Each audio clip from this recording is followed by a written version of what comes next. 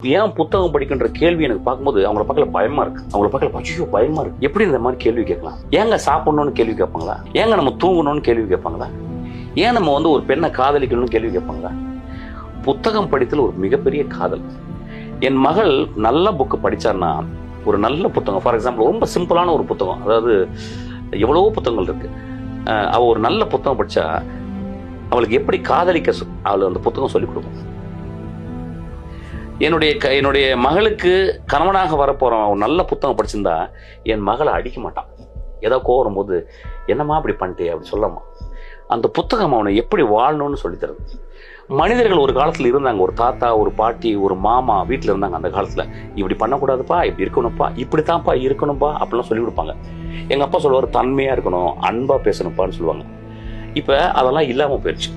இப்ப நம்மளுக்கு என்ன இருக்குன்னா புத்தகங்கள் மட்டும்தான். புத்தகங்கள் ஒரு பெரிய புதையல்.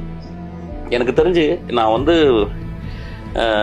ஒரு 100 கோடி ரூபாய் இப்ப தர்றேன், ஆனா நாள்ல இருந்து புத்தகமே படிக்கக்கூடாது அப்படின்னு சொன்னா நான் அந்த 100 கோடி ரூபாய் வேணாம்னு சொல்லுவேன். ஏன்னா அந்த 100 கோடி ரூபாய் எனக்கு வேஸ்ட்ன்னு சொல்லிடுவேன்.